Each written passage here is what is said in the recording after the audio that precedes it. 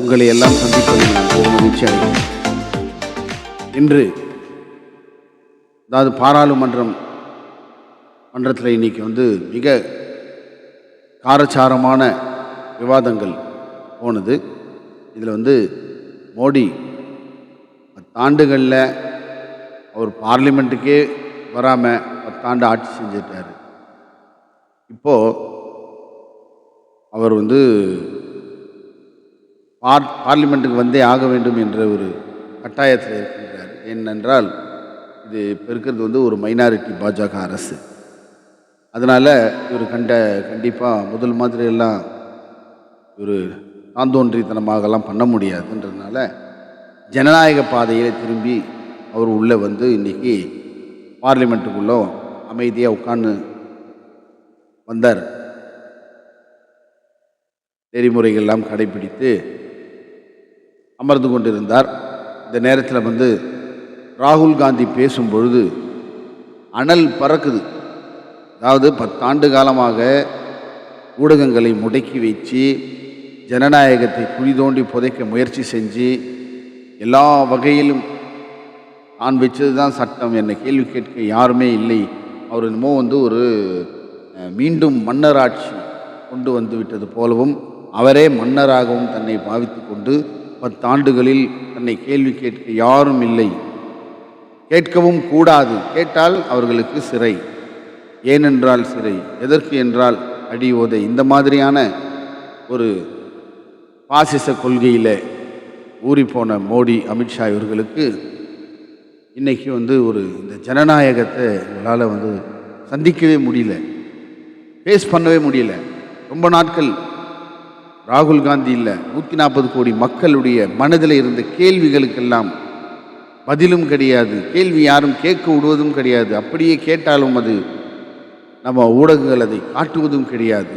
உள்ளுக்குள்ளே புழுங்கி யாராலையுமே இந்த ஒரு மனுஷனை கேள்வி கேட்க முடியலையே அப்படின்னு புழுங்கி கூட கிடந்திருந்த அந்த அடிமைத்தனம் எல்லாமே ஒழிஞ்சி ராகுல் காந்தி என்ற மனிதனால் இந்தியா கூட்டணியை கட்டமைத்து ராகுல் காந்தி என்னும் ஒரு தலைவன் உருவாவதற்கு எல்லா தலைவர்களும் சேர்ந்து எப்படி பாகுபலி படத்தில் அந்த அரசனை எப்படி தாங்கி பல தீங்குகள் மத்தியில் இருந்து வில்லன் கிட்ட இருந்து எப்படியோ காப்பாற்றி இந்த மக்களுக்கிட்ட கொடுப்பாங்க பார்த்தீங்களா, அந்த மாதிரி அன்னை சோனியா காந்தி அவர்களும் சரி, ஒரு கார்கே, மல்லிகார்ஜுன கார்கே, சிதம்பரம் போன்ற எல்லா தலைவர்களும் இந்த 10 ஆண்டு கால பாசிச ஆட்சியிலே எல்லா இன்னல்களையும் தாங்கி கொண்டு இப்படி ஒரு தலைவரை உருவாக்கி நம்ம இடம் கொடுத்து இருக்கிறாங்க.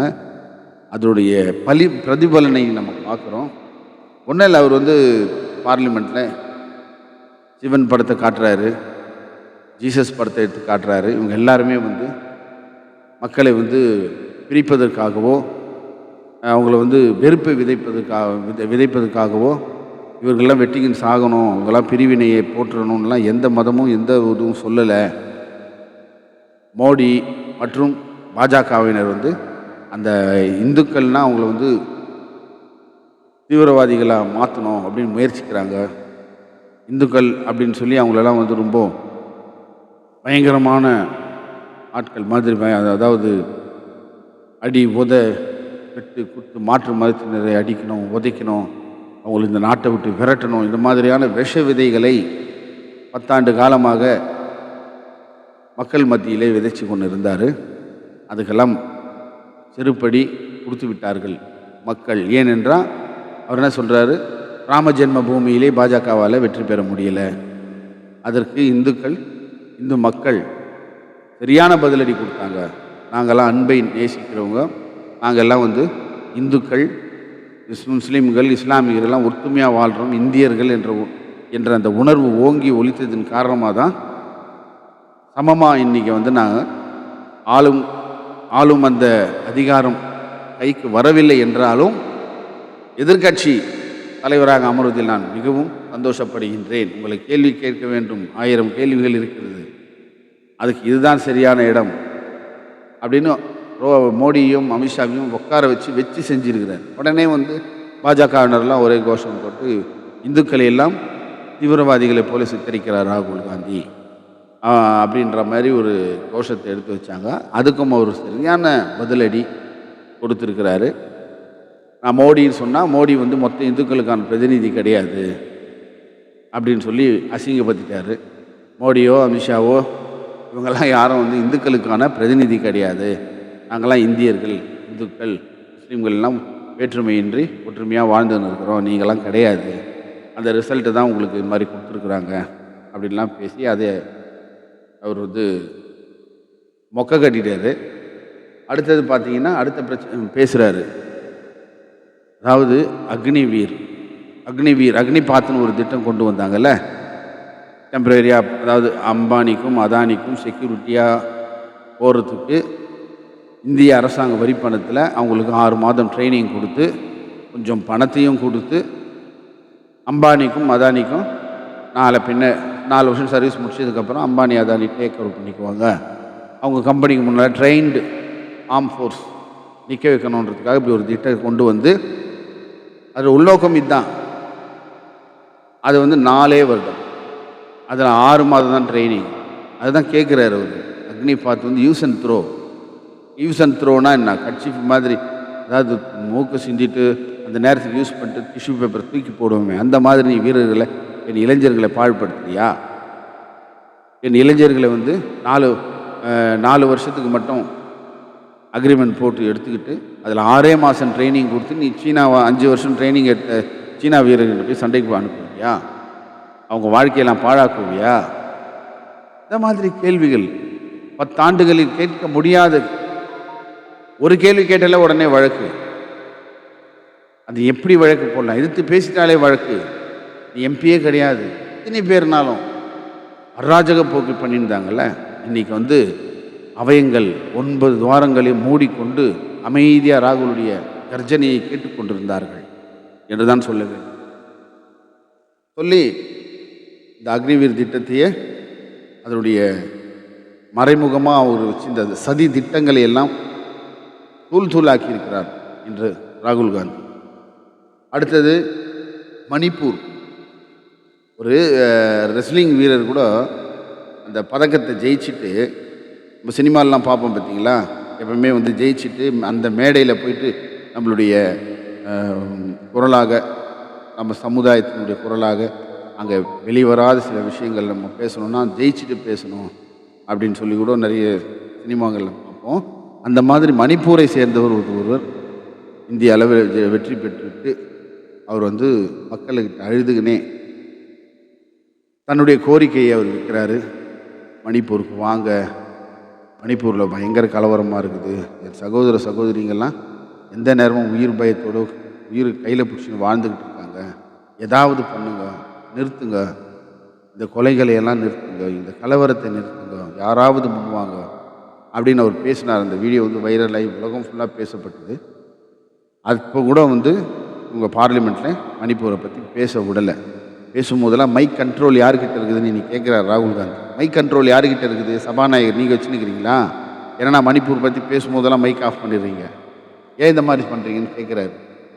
அப்போது அந்த எதிர்க்கட்சி தலைவர் அந்த அந்தஸ்தில் ஒரு நல்ல, அதாவது மக்களை பாத யாத்திரை மூலமாக இமய முதல் குமரி வரை மக்கள் மொத்த பேருடைய அந்த மன ஓட்டங்களை தெரிந்து கொண்ட ஒரு தலைவராக இன்று எதிர்க்கட்சி தலைவராக இருந்து கேள்விகளை கேட்கிறார்.